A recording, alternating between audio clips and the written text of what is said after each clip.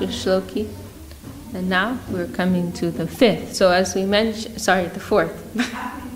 After 3 comes 4.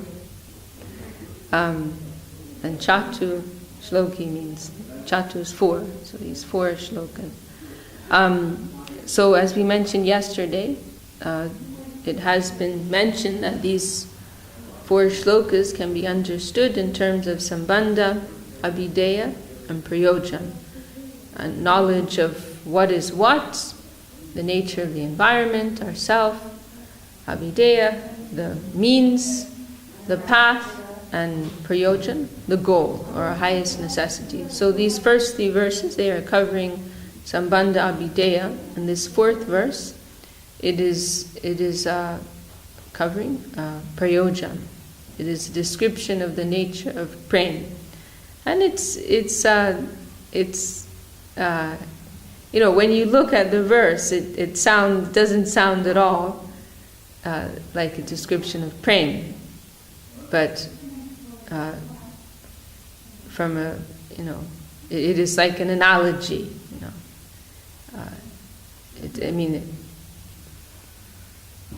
It's almost like Sankhya Yoga. It doesn't sound, but it's an analogy. That's how Mahaprabhu explains it for the nature of prema. So anyway, we can come to that now. Amate je priti se prema prayojan karya dware kohitar swarup lakshan. Supreme affection for me is called love of Godhead, and that is the ultimate goal of life.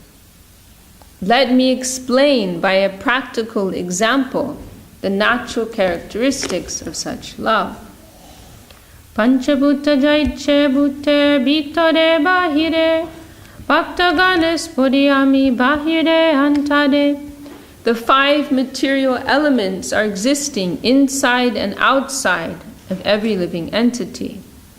So these 5 elements of earth,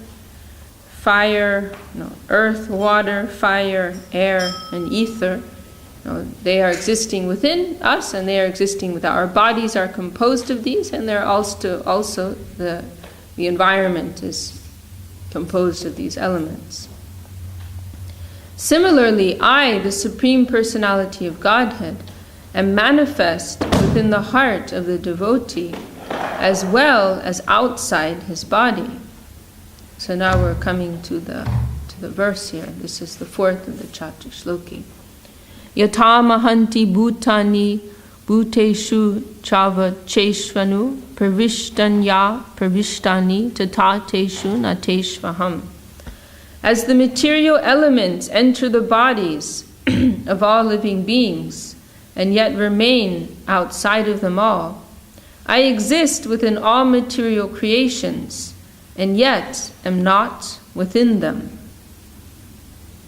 Bhaktama preme bandi ache hridoy bitade jahanetra padetaha dekaye hamade. A highly elevated devotee combined me, the Supreme Personality of Godhead, in his heart by love.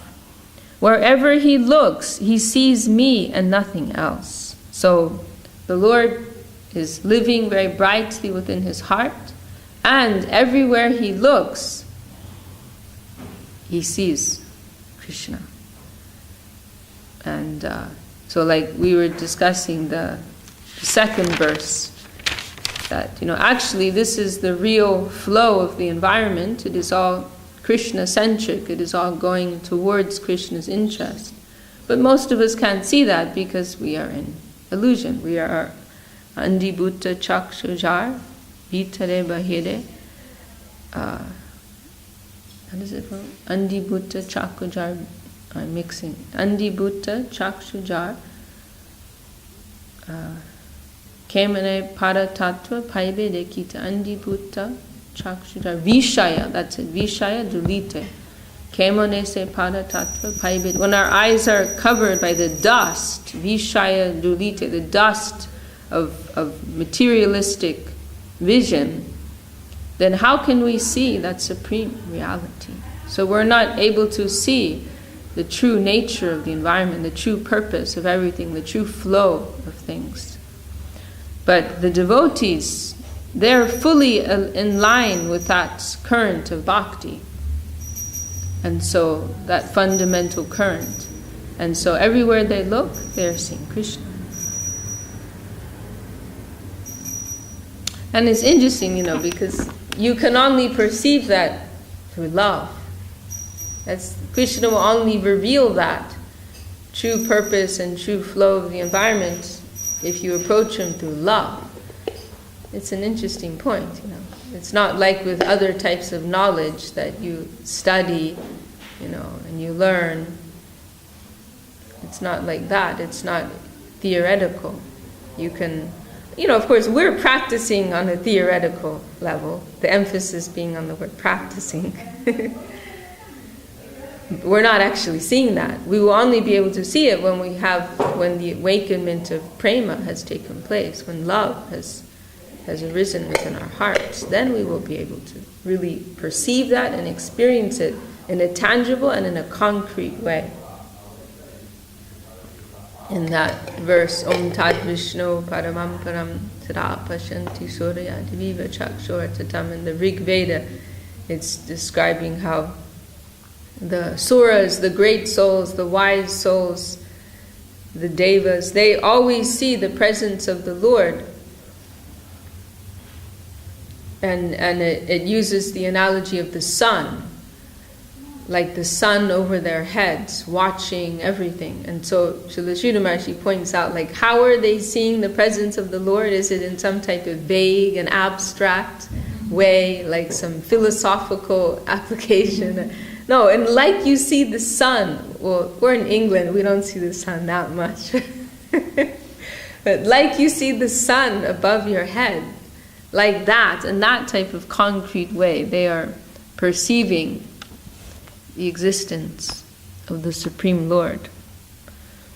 But that is only possible when love has awakened within our heart, within one's heart. And there's also that beautiful verse that Janardhan Maharaj was mentioning the other day. Premanjana charita bhakti vilochanena santasa deva hridayosha vilokayanti yam shama sundaram achincha guna swarupam Govinda Madi Purusham Tamaham Bhajami. That the devotees, they are premanjana, this salve of prem. They are, because of this salve of prem on their eyes, they're seeing that beautiful Shama Sundar everywhere that they look. Is that also actually the concept of Achintya Veda Vedic Tattva? Achintya Veda Veda. Sorry, what? Like he is there, but he's also not there. All the contradictions, like what we see in the scriptures, like we accept because that is possible. And Achintya Veda Veda Tattva, that concept, like that inconceivability, but the devotee sees the spirit instead of the world of the sense of yet. Is that also Achintya Veda Veda Tattva?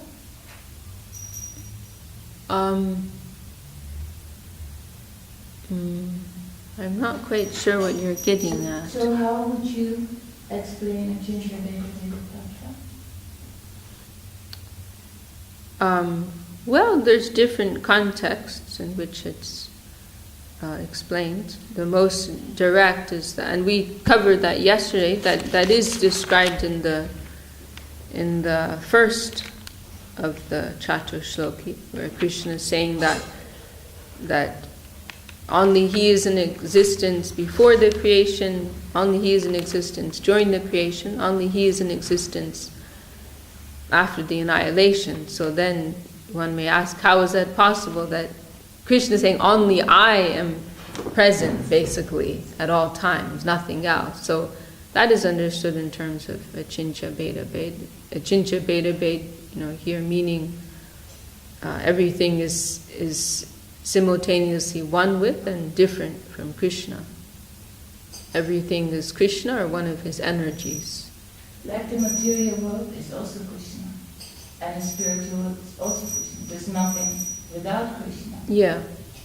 So that in itself is already a change of Vedanta, no?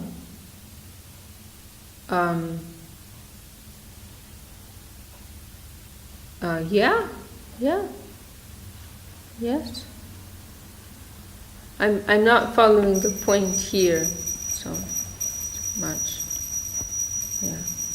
I mean the devotees, it's not that they don't see the material environment, but they're seeing Krishna behind everything, they're seeing Krishna living in everyone's heart, they're seeing how everything can be connected with Krishna, they're seeing that the true current of reality is to fulfill Krishna's purpose. I thought, I changed a Veda Tattva, that it is material and spiritual. Oh, you're saying this whole, I see. Okay, yeah, that makes sense. Yeah, that makes sense to me. Yes, that makes sense. That the whole of existence is there's the material element, there's also the spiritual element. They're both existing simultaneously. Yeah. Yeah, that makes sense to me. Yeah. I mean, I don't have such a fine intelligence, you know. It's a complex thing, you know. So I can't get into a whole discussion about it, but what you're saying, it sounds good. Because I also didn't understand it quite, actually, sometimes. And then yesterday I read Bhakti Tantra Vishakha or something. And then I thought, oh, now it's clear to me. And then you were referring to the material,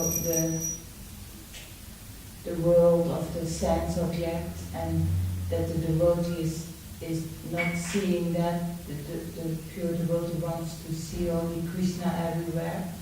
And then I thought, and that actually already that we are so, and we have this material engagement, that already is like...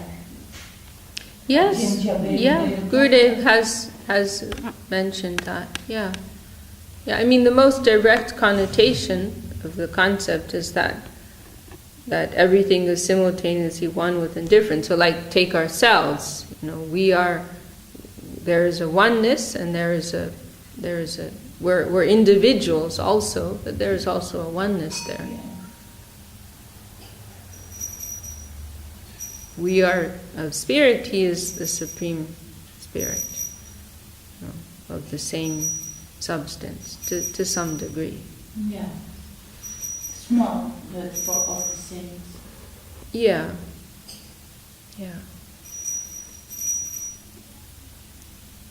To a certain extent.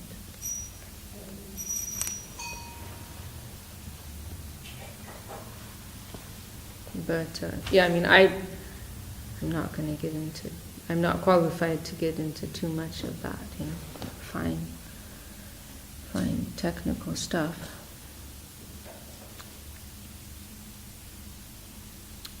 I'm sorry. Yeah. No, it's okay. It's just that I don't think I'm really the right person to go into too much about that.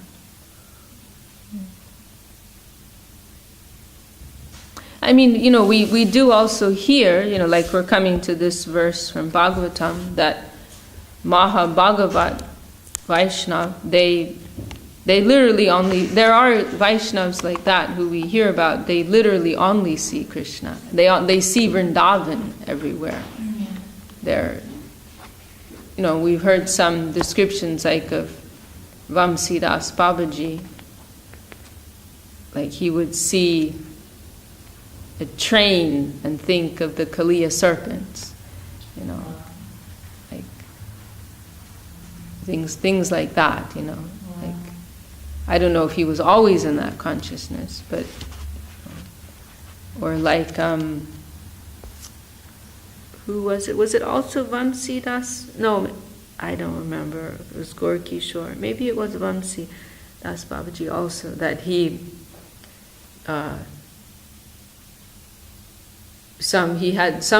he was like doing some kirtan or something in his bhajan kutir in Navadip, and some crowd of persons, they came to see him, and they were a group of men, and he said, "What are you all doing here? Don't you see Rupa Manjari is here, a young girl, and all you men are crowding around, you know, you go, you know." So we hear some descriptions like that, you know, that they're only seeing that Vrindavan Leela, you know, everywhere. And Vamsidas Babaji Maharaj? Vamsidas Babaji? No, Maharaj. I think you say Maharaj, right? Vamsidas Babaji Maharaj, yeah. Gorky Shordas. Was in the same time as Gorky Shordas Babaji? Vamsidas Babaji is, I think, a generation before, but they may have been present at the same time for some period. Yeah, there's a few, you know. There's Jagannath Das Babaji. Also, he was older. But I'm for Srila Bhakti Vinod Thakur's and Saraswati Thakur's time. I mean, there may have been some overlap, but yeah, Jagannath Das Babaji.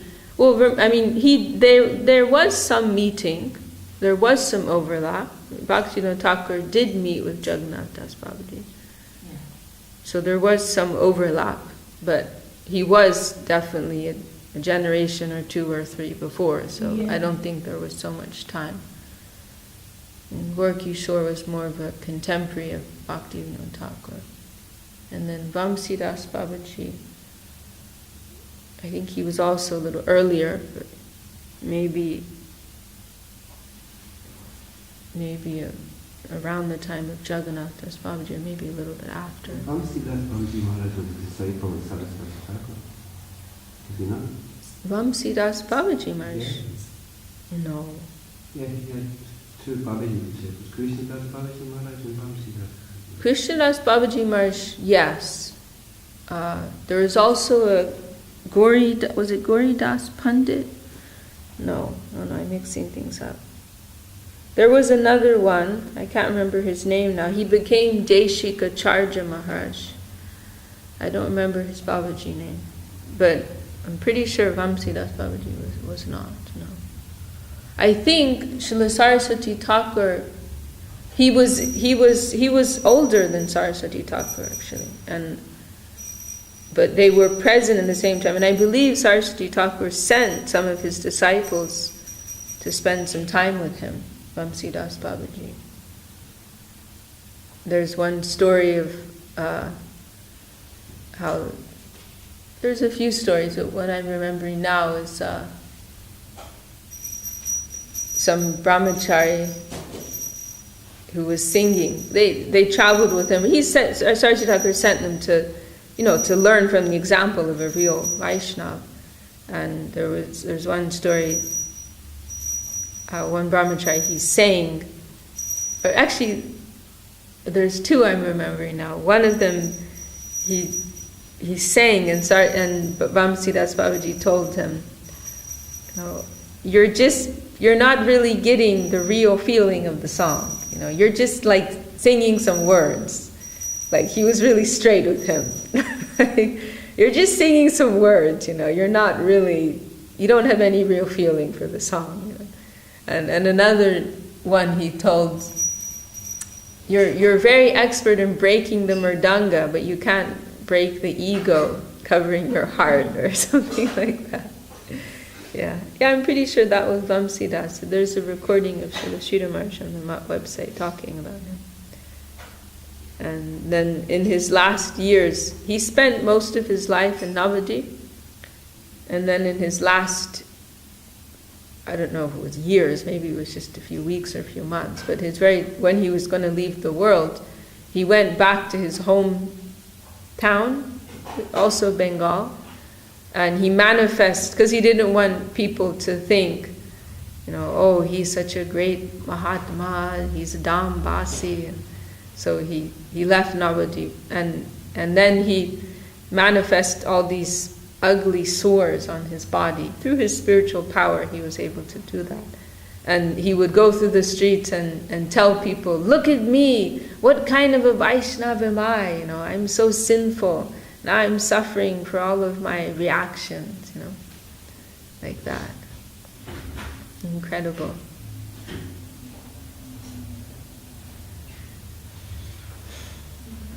Can you remember who the people involved are? I wonder what he's glorifying Lord Chaitanya. You're the Supreme Lord, and Lord Chaitanya is saying to him, you're just one of those Mahabhagavats that sees Krishna everywhere.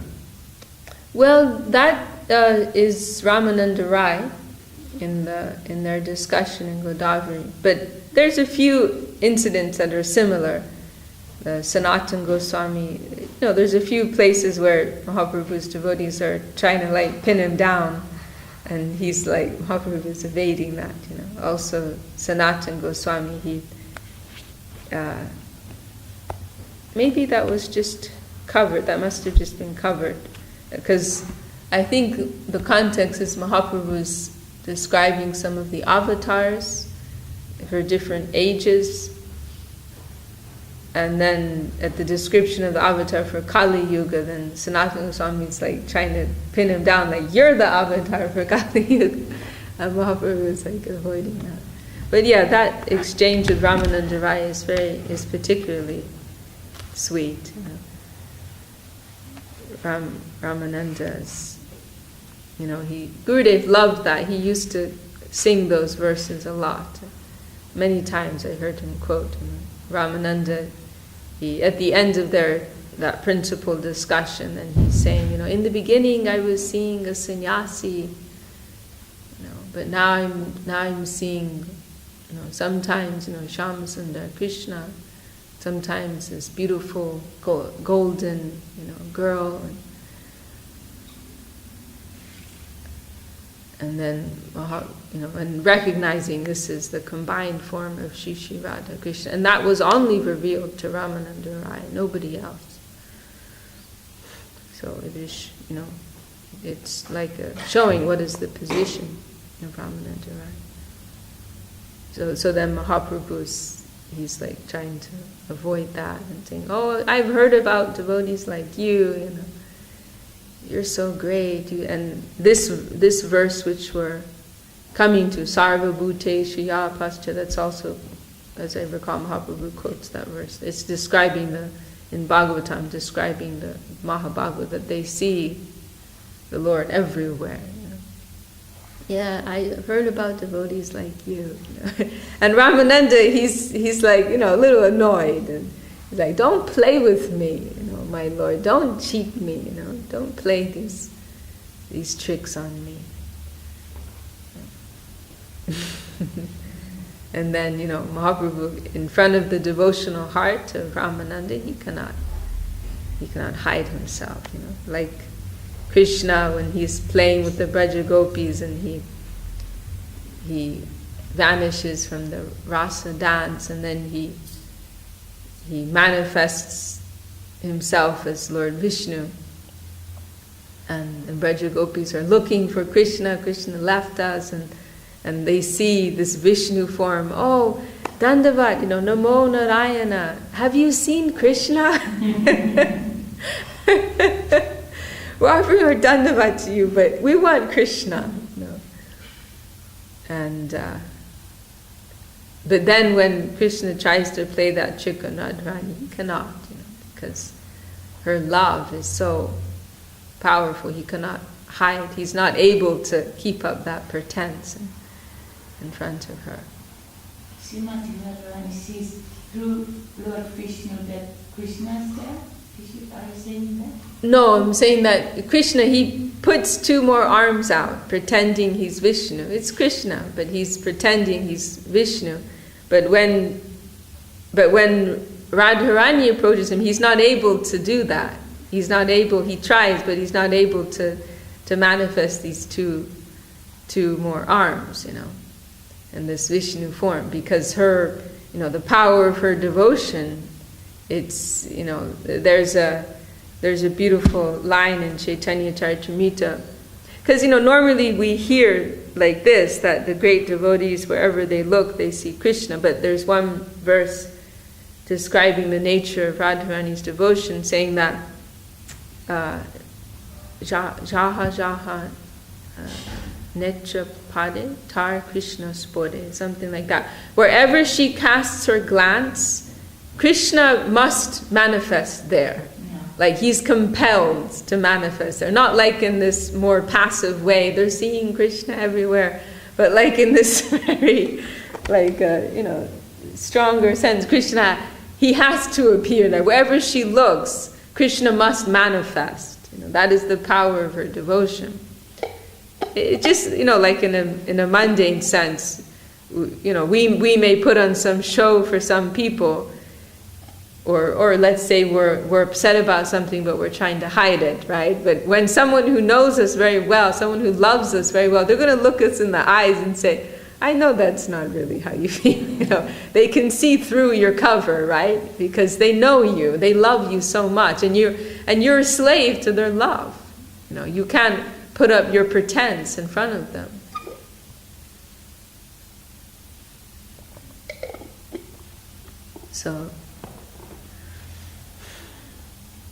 So also with Ramananda Rai, Mahaprabhu cannot hide in front of him because his love is so high, so great. And then he reveals that in a clear way.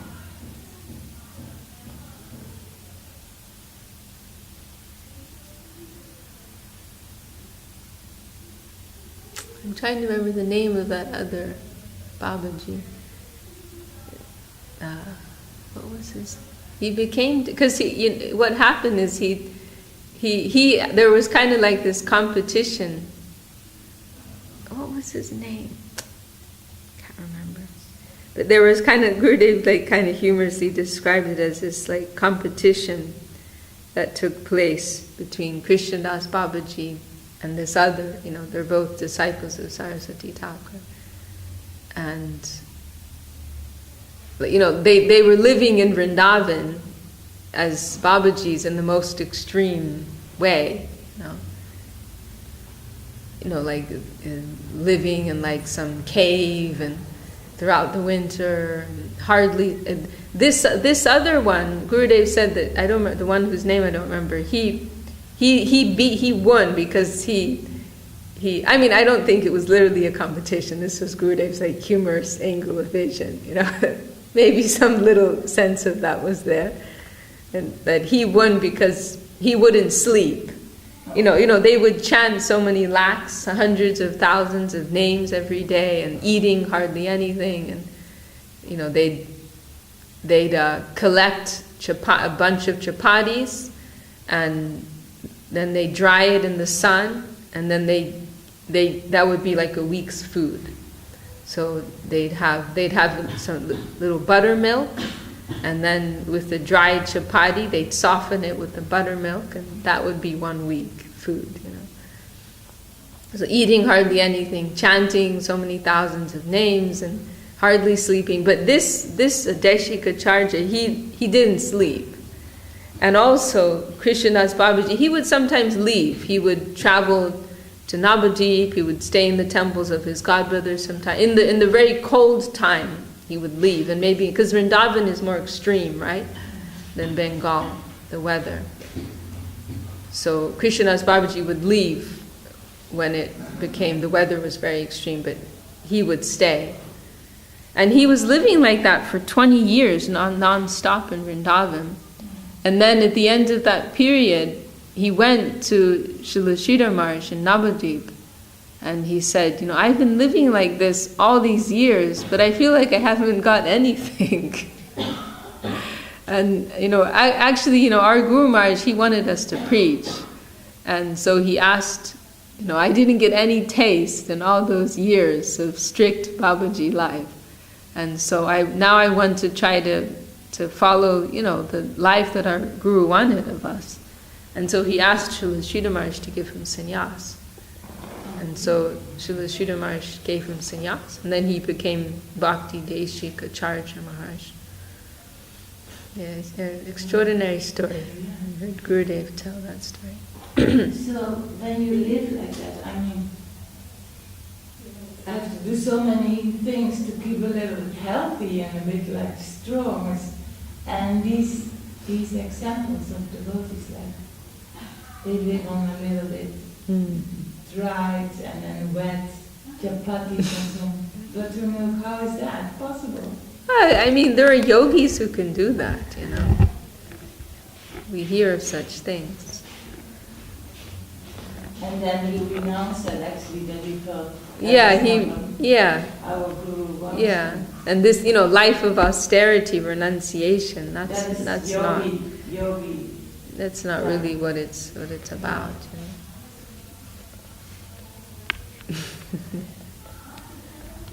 With pranayama or something that they completely. Oh, I don't know if he did that. I don't know. Some substitute for instead of food.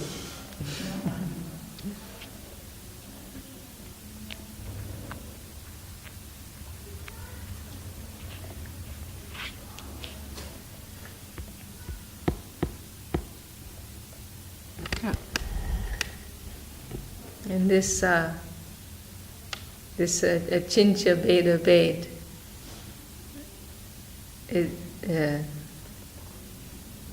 it's also, we've also heard it. Srila Sridhar, in the Arti song that Srila Gurudev wrote for Srila Sridhar Maharaj, he indicates this other meaning of Avichincha Beda Bed, the feeling of union and separation. That there is a oneness, there is the union, the togetherness, and there is also the separation. In the separation, actually, there is a deeper union, more intense union. So it is also there.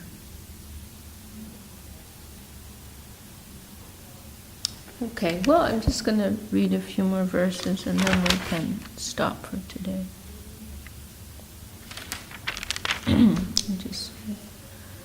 So we have a quotation here from Bhagavatam.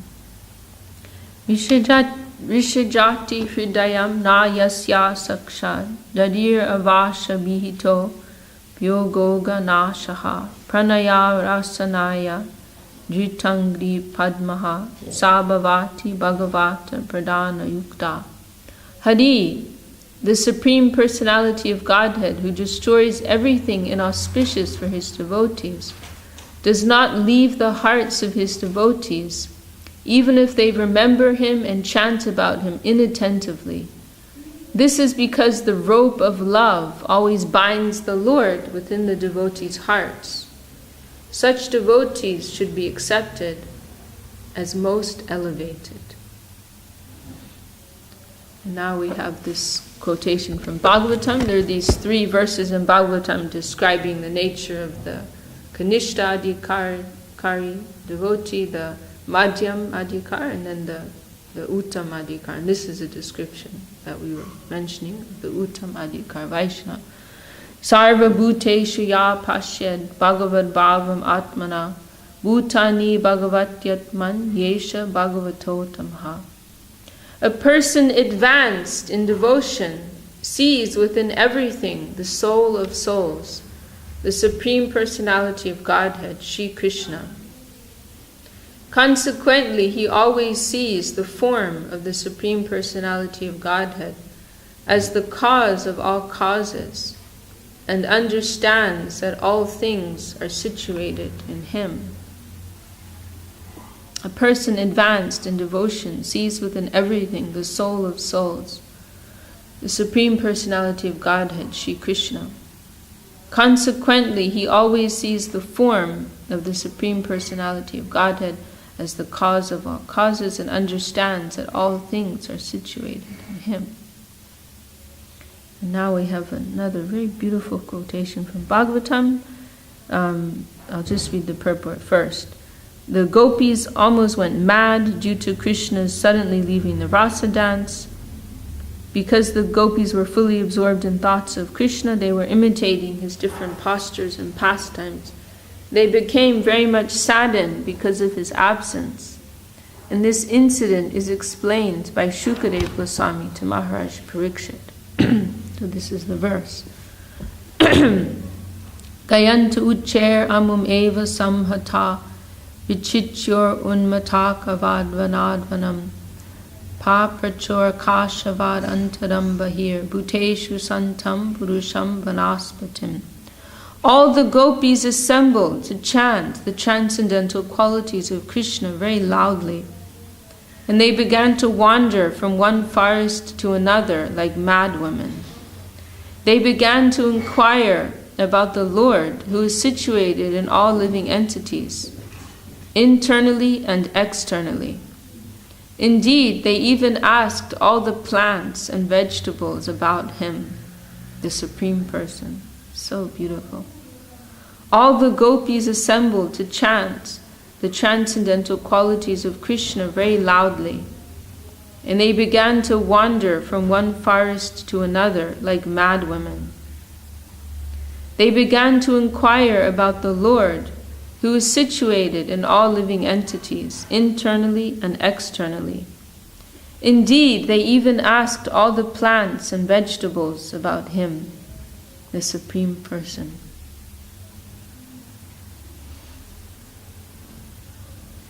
This is so beautiful.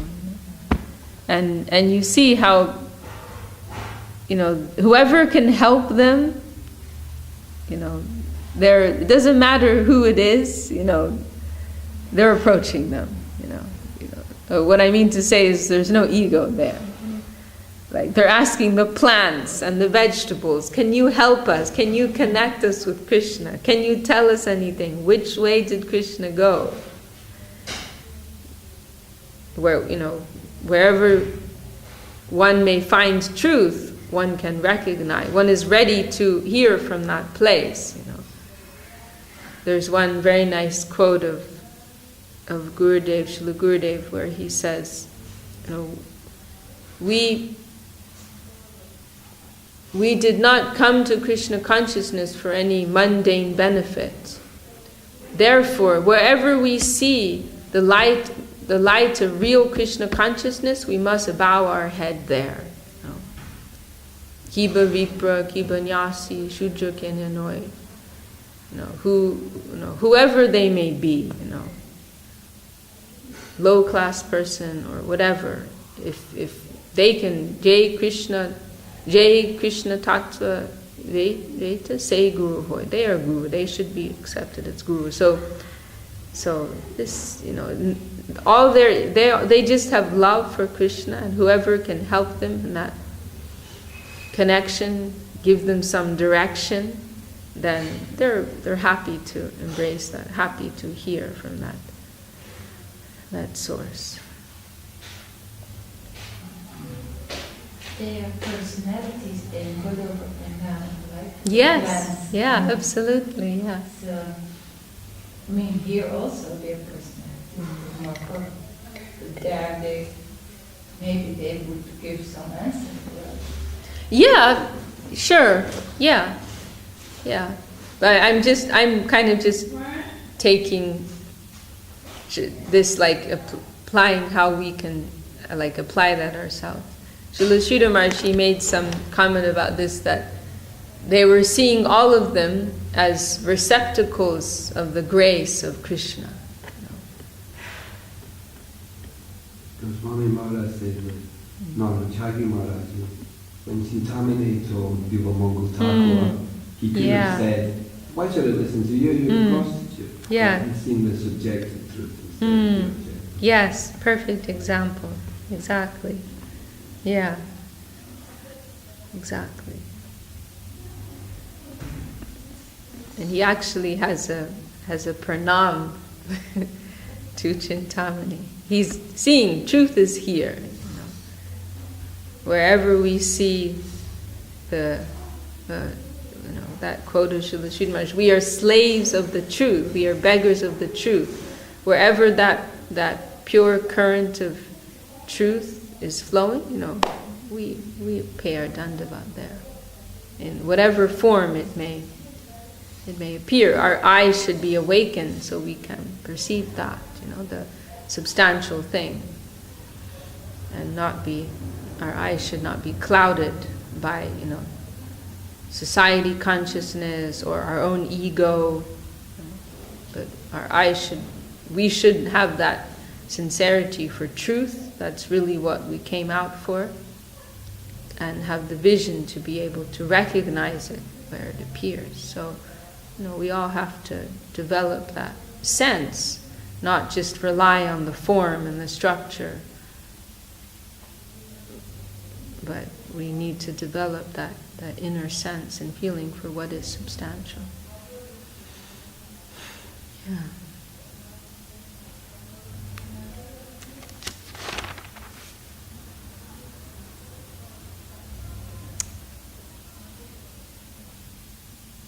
Okay.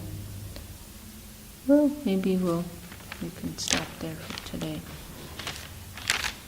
Any last comments from anybody? Jai Shri Chaitanya Charitamrita ki Jai.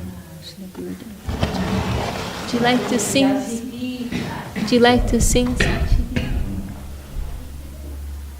Hare Raya Nama Krishna Yaravaya Nama Hare Raya Nama Krishna Yaravaya Nama Yaravaya Madhavaya Keshavaya Namaha Yaravaya Madhavaya Keshavaya Namaha Gopala Govindaram Shri Madhusudana Gopala Govindaram Shri Madhusudana Giridhari Gopinath Giridhari Gopinatha Madana Mohana Sri Chaitanya Nityananda Sri Advaita Chandra Sri Chaitanya Nityananda Sri Advaita Chandra Radha Radha Sri Radha Radha Radha Radha Sri Vasadi Gaur Bhakta Vrinda Jaya Rupa Janata Natara Buddha